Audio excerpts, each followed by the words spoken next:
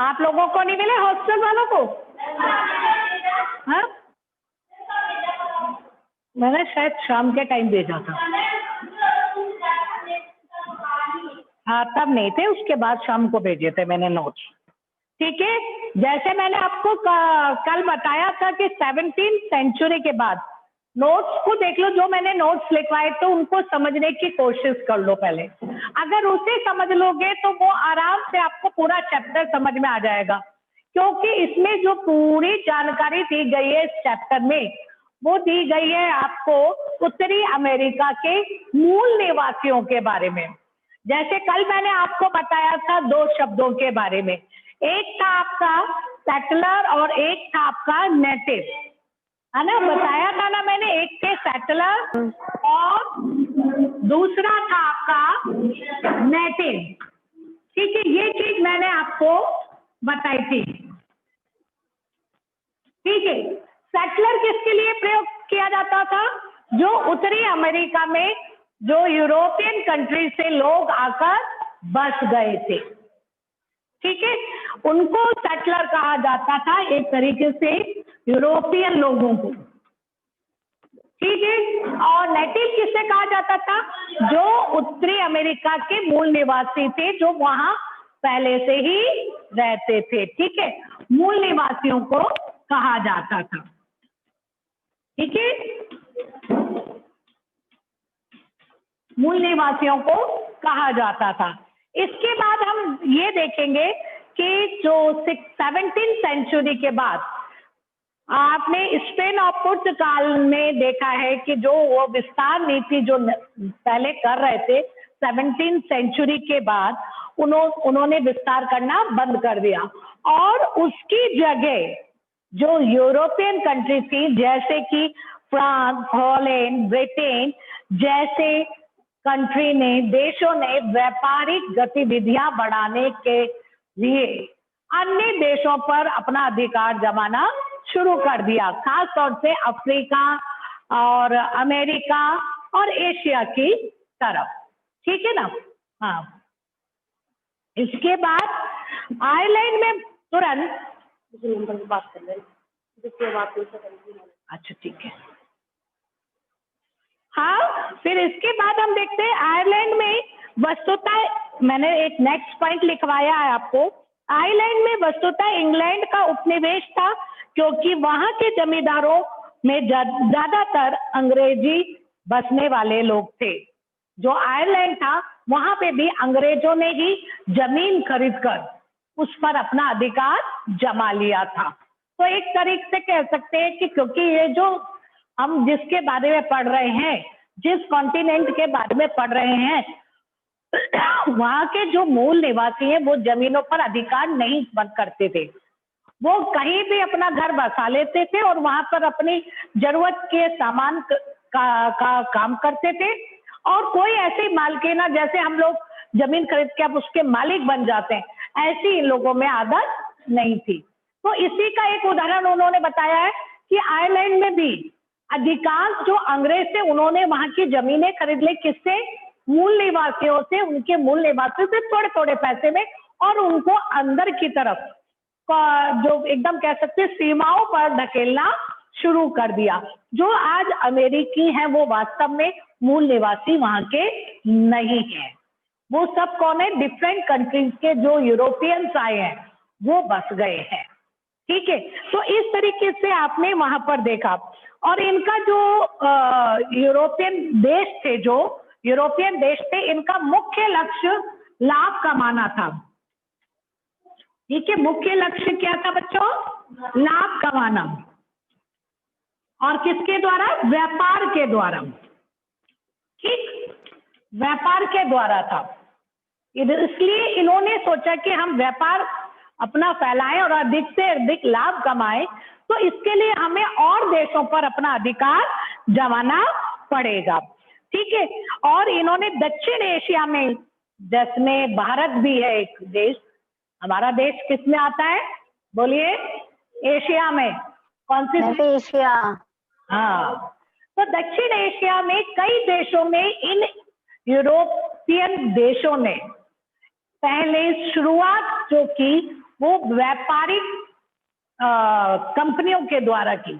जैसे भारत में ये लोग आए, कोई सीधा हमारे राजा बन के थोड़ी आए, क्या बनकर आए थे? ये व्यापारिक कंपनी बन के आए थे, ईस्ट इंडिया कंपनी के नाम से आए थे, है ना? ईस्ट इंडिया कंपनी के नाम से ये आए थे, ठीक। और यहाँ पर फिर धीरे धीरे यहाँ पर उन्होंने अपनी राजनीतिक सत्ता हासिल कर ली और यहाँ पर उन्होंने कब्जा कर लिया। इसके बाद यहाँ पर उन्होंने जब राजनीतिक सत्ता हासिल कर ली तो राजस्व भी वसूल करने का अधिकार मिल गया। राजस्व जानते हो? लगान। लगान माने कर, राजस्व माने कर, टैक्सेस। जब उनके पास पूरी पावर आ गई, पॉलिटिकल पावर उनके हाथ में आ गई, तो उस देश के जो कर थे उनको भी उन्होंने हासिल करना शुरू कर दिया, ठीक। अफ्रीका को यूरोपीय लोगों के बीच उपनिवेश के रूप में, और क्योंकि अफ्रीका तो बहुत बड़ा कॉन्टिनेंट था, तो वहां पर केवल अंग्रेजी ही नहीं गए, आपस में जितनी यूरोपियन कंट्री थी उन्होंने आपस में उसके छोटे छोटे देशों को बांट लिया कि इसमें मैं अधिकार करूंगा, इसमें मैं अधिकार करूंगा। इस तरीके से जो अफ्रीका महाद्वीप है उसको छोटे छोटे उसमें भागों में बांट दिया, ठीक है। इसके बाद हम देखते हैं जो वहां के मूल निवासी हैं वो 30,000 साल पहले से वहां पर रह रहे थे और इन्होंने जो अपने नगर, अपनी सभ्यता बिछाई, बनाई, बसाई, वो नदी के किनारे बसाई। ये बड़े सीधे और सिंपल लोग थे, ये जमीनों पर कोई अधिकार नहीं करते थे। इनका मुख्य व्यवसाय कह सकते हो कि शिकार करना या थोड़े बहुत जो जरूरत की खेती है उसे कर लेना इनका कार्य था, ठीक। इनके लिए जो गिफ्टों का, जो वस्तुओं का आदान प्रदान था वो तोहफे के रूप में होता था, उपहार के रूप में होता था। समझ में आ रहा है?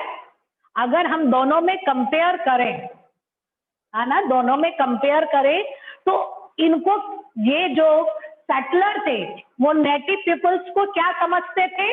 असभ्य। क्या समझते थे बच्चों? बोलिए।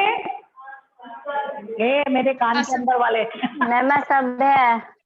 हाँ, बाहर वाले बोल रहे हैं, अंदर वाले नहीं बोल रहे कान के, है ना?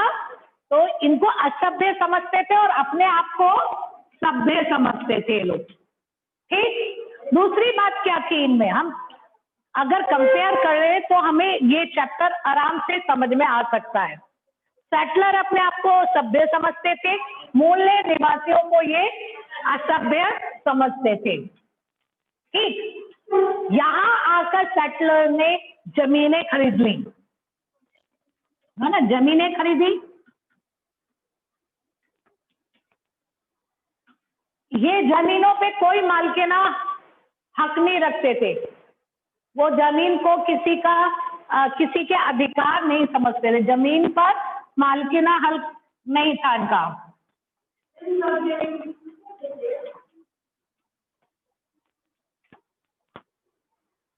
नहीं था, ठीक है। कहीं भी रह सकते थे, कहीं भी जहां पे इनका मन होता था। हाँ, क्या कह रहे हो? सभ्य माने सिविलाइज्ड, ठीक है। ये अपने आप को सिविलाइज समझते थे और इनको अनसिविलाइज समझते थे कि अनएजुकेटेड है, अनपढ़ है, गंवार है और हम पढ़े लिखे हैं, हम सभ्य हैं, ठीक है। दूसरी बात ये क्या समझते थे? जमीनें खरीद ली लोगों ने, ये बहुत लालची थे, ठीक। और ये लालची नहीं थे, ये कोई भी वस्तुएं आदान प्रदान करते थे, एक दूसरे को देते थे, तो ये सोच के नहीं देते थे कि हमें लाभ कमाना है। कौन? नेटिव लोग। समझ में आ रही बात? अगर उन्होंने कोई चीज आपको दी तो उसको उपहार समझते थे, वस्तुओं का आदान प्रदान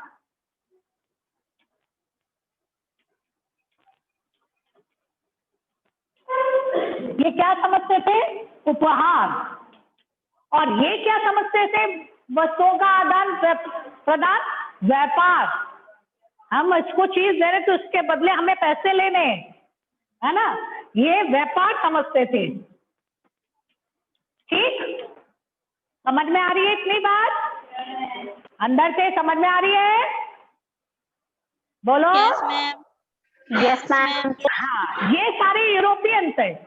ये जो भी काम कर रहे हैं इनका उद्देश्य लाभ कमाना है। और जो ये मूल निवासी है इनको ये क्या समझते हैं? असभ्य समझते हैं, अनपढ़ समझते हैं, गंवार समझते हैं। ये जो वस्तुओं को ले रहे इनका जमीन पे कोई हक नहीं है। ये वस्तुओं का आदान प्रदान कर रहे हैं तो कैसे कर रहे हैं? उपहार के स्वरूप में। हमें इसका मतलब नहीं है, लेकिन ये बहुत चालाक थे। ये लोग क्या करते थे? इनसे चीजें ले लेते थे और उसके बदले में बहुत कम पैसा इनको दे दिया करते थे। ये सीधे साधे थे, इनको पता नहीं, वो उसी में खुश हो जाते थे। ठीक है ना? लेकिन और दूसरी बात क्या थी? जो सेटलर थे जो वहां पर आकर बस गए थे, ठीक है, उन लोगों ने क्या करना शुरू किया? उन्होंने इन लोगों को कभी लोहे का बर्तन दे दिए। पहले तो ये तो मिट्टी का बर्तन प्रयोग करते थे, लोहे के बर्तन दे दिए या राइफलें दे दी, इस तरीके से बंदूक दे दी, तो ये बड़े खुश हो जाते थे, ठीक, कि हमें कोई चीज मिल गई। और ये उससे उनका फायदा उठाते थे। दूसरी बात क्या थी? इन लोगों ने इनको शराब, एक चीज और दे दी, शराब। ये पहले शराब से बिल्कुल परिचित नहीं थे, ना तो शराब पीते थे और ना जानते थे। हाँ, लेकिन जो बाहर से यूरोपियन आए उन्होंने इन लोगों को शराब देनी शुरू कर दी। इसके पीछे मकसद क्या था? बता सकते हो?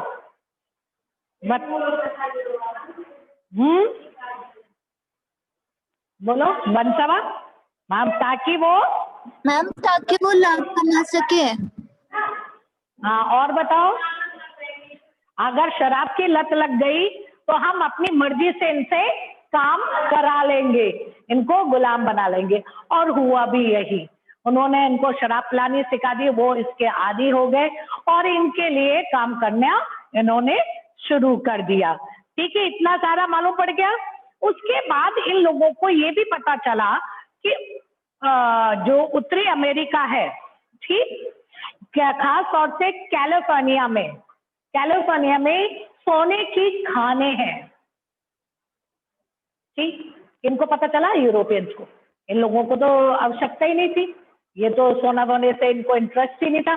तो जो बाहर से आए, यूरोप से जो लोग आए यहाँ पर बसे, उनको पता चला कि कैलिफोर्निया में तो बहुत सारा सोना है। तो बहुत अदर कंट्रीज जो और भी यूरोपियन कंट्री थी, वो लोग भी एक तरीके से वहां पर भागने लगी कि हम भी वहां से सोना लेंगे या निकलवाएंगे। तो इस चीज को गोल्डन रश का के नाम से जाना जाता है।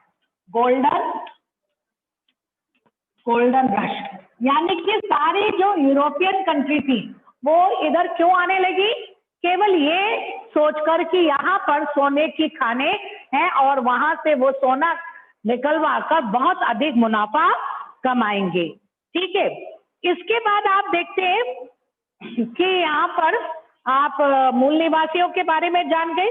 यहाँ के जो लोग थे, मूल निवासी जो थे, वो उतने ही जानवरों को मारते थे जितने की उनको आवश्यकता होती थी।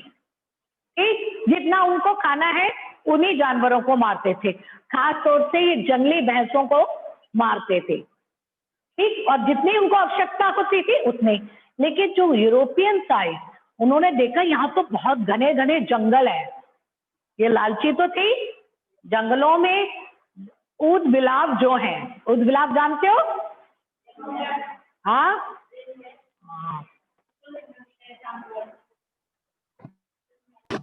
मंगूस को मेरे ख्याल से नेवले को कहते हैं। नहीं, फिर क्या कहते हैं? ऊद बिलाव। किसको मालूम है ऊद बिलाव? वो मंगूस जैसे नेवले होते हैं ना, वैसे ही होते हैं। ठीक है ना? आपने कई बार डिस्कवरी चैनल देखते हो या नहीं देखते मुझे नहीं मालूम, लेकिन जब देखोगे तो उसमें दिखाए जाते हैं। वो एक तरीके से गिलहरी जैसे ही होते हैं, लेकिन पानी में रहते हैं वो। ठीक है ना? और ऊद बिलाव, उनकी जो ऊपर की स्किन होती है, जो फर होता है, बहुत सॉफ्ट होता है। तो जब ये यूरोपियन इधर आए और उन्होंने देखा यहाँ तो बड़ी संख्या में, तो इन लोगों ने उनको मारना शुरू कर दिया, क्योंकि उनसे वो फर ले लेते थे और उसे बेचकर वो अधिक पैसा लेने लगे, लाभ कमाने लगे। तो यहाँ के लोगों को बड़ा दुख लगने लगा कि अरे ये क्या कर रहे हैं। सॉरी, क्योंकि वो तो केवल जानवर उन्हीं को मारते थे जिनकी उनको जरूरत होती थी, और जितनी जरूरत होती थी उतनों को मारते थे। लेकिन यूरोपियनों ने क्या करना शुरू कर दिया, जंगलों को खत्म करना शुरू कर दिया, उनके जानवरों को मारना शुरू कर दिया। क्यों? क्योंकि वो उनके स्कीम से अधिक पैसा कमाना चाहते थे। इसके बाद कुछ यूरोपियन ने देखा कि यहाँ तो जंगल बहुत है, क्योंकि आप जब यूरोपियन कंट्रीज में जाओगे जहाँ कैथोलिक बहुत सारे थे, तो वहां पे जो प्रोटेस्टेंट ईसाई थे वो लोग भी उत्तरी अमेरिका की तरफ भागने लगे, क्योंकि कैथोलिक जो थे वो उन लोगों का कह सकते हो शोषण करते थे। तो उनको उत्तरी अमेरिका बहुत अच्छी जगह लगने लगी यूरोपियन को, कि यहाँ तो हम जमीन खरीद के बड़े आराम से रहेंगे। तो वो यहाँ आने लगे और उन्होंने क्या करना शुरू कर दिया, जंगलों को साफ करना शुरू कर दिया, और यहाँ पर क्या शुरू कर दी, खेती, मक्का उगानी शुरू कर दी। क्यों? क्योंकि उनके दिमाग में यह था कि यहाँ तो बहुत सारी जमीन है और वहां पर तो हमें कुछ नहीं अधिकार प्राप्त है कैथोलिक कंट्रीज में। और जो कुछ यूरोपियन वो भी थे यहाँ पर आए हुए कि यूरोपियन कंट्रीज में छोटे बेटे को संपत्ति नहीं दी जाती है पिता की, तो वो लोग भी इधर ही भाग कर आ गए। उन्होंने भी यहाँ की जमीनें इन मूल निवासियों को से खरीद ली कम पैसे में। और कई यूरोपियनों ने क्या किया, उनको वादा तो कर दिया कि ये चीज देंगे आपकी जमीन के बदले, लेकिन उन्हें जमीनें नहीं दी। उन्होंने कहा ये बेवकूफ है, अनपढ़ है, गंवार है, इनको कुछ पता नहीं है, इनको बेवकूफ बनाओ, और उनकी जमीनों पर कब्जा करना शुरू कर दिया और इन्हें एकदम अपने देश के राज्य की सीमाओं पर भेज दिया। जैसा आपने 9th में पढ़ा था मसाई वालों में, है ना, फ्रंटियर पढ़े थे, शब्द याद आया आप लोगों को?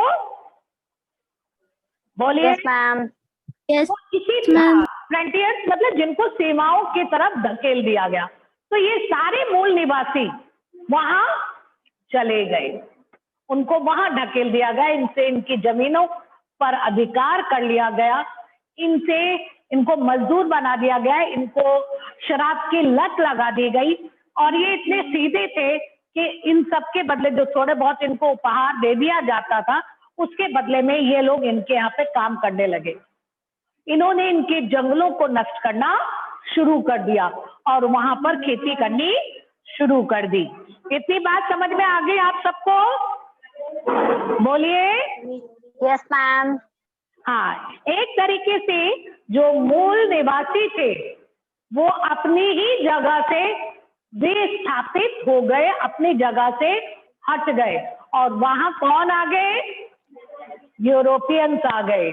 और वहां पर बहुत सारे खेती करने लगे। तो ये जो मूल निवासी थे इनको समझ में ही नहीं आता था कि ये लोग ऐसा क्यों कर रहे हैं, क्योंकि ये लोग तो बाजारों के बारे में भी नहीं जानते थे कि बाजार में चीजें बेचेंगे। ये इनकी समझ में यही नहीं आता था कि ये जानवरों को क्यों मार रहे हैं।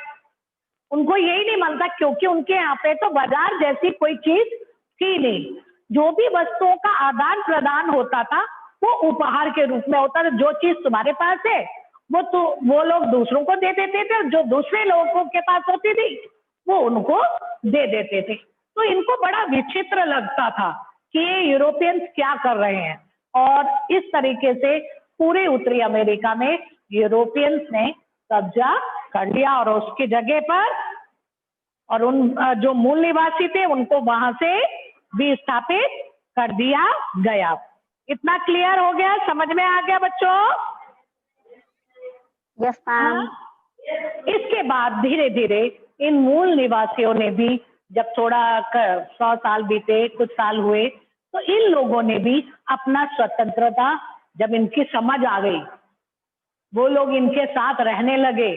कुछ लोगों ने अंग्रेजी भी पढ़नी शुरू कर दी। तब इनको पता चला कि क्या है।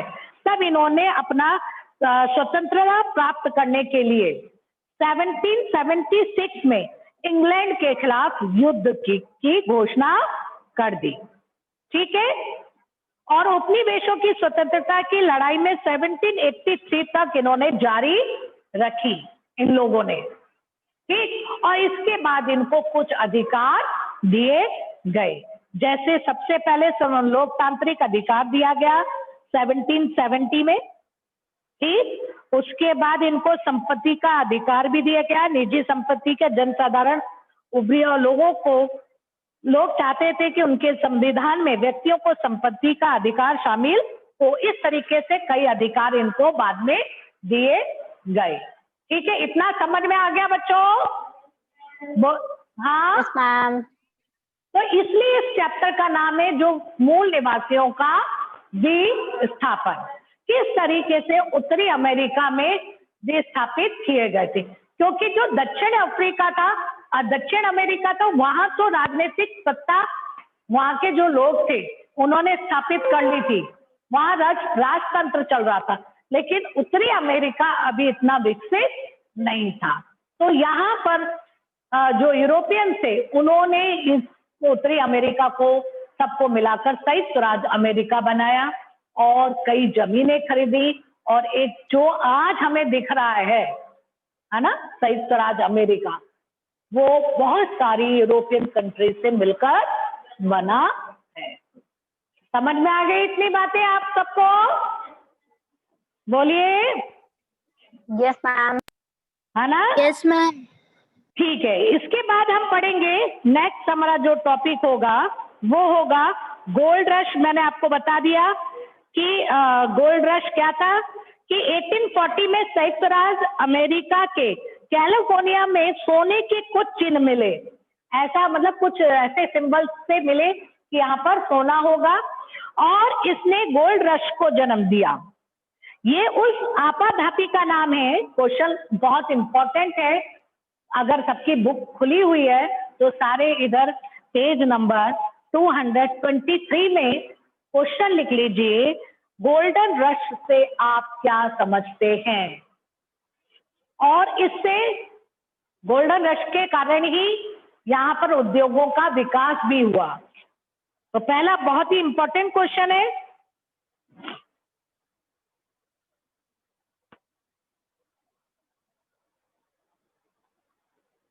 लिख लिया बच्चों? गोल्डन रश से आप क्या समझते हैं? पेज नंबर 223 में। ठीक है, तो आप यहां से लिखेंगे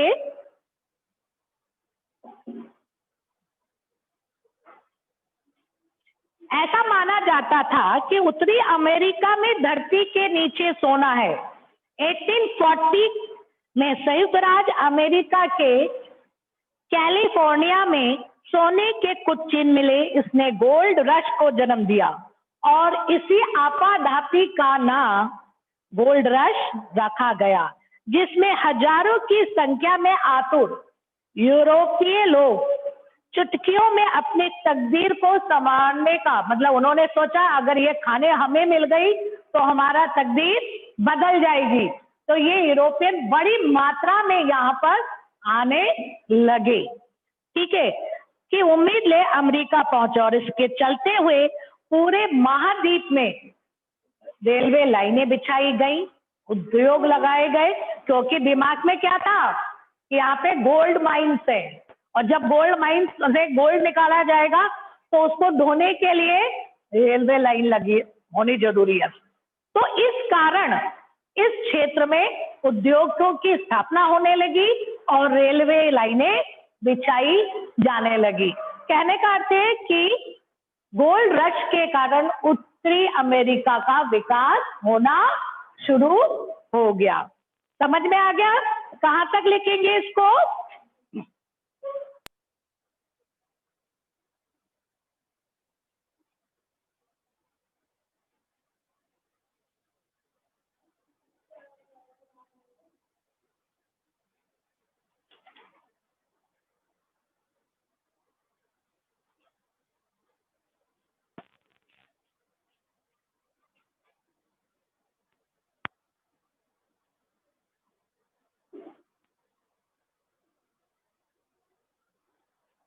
एटीन 85 तक लगा लीजिए।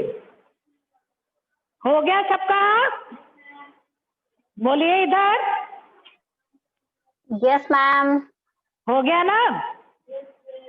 चलिए, कल हम पढ़ेंगे कौन कौन से संवैधानिक अधिकार प्राप्त हुए और बदलाव यानी क्या क्या चेंजेस आए। उसके बाद हम पढ़ेंगे आपका ऑस्ट्रेलिया और आपका चैप्टर कंप्लीट हो जाएगा। ठीक है, समझ में आ रहा है?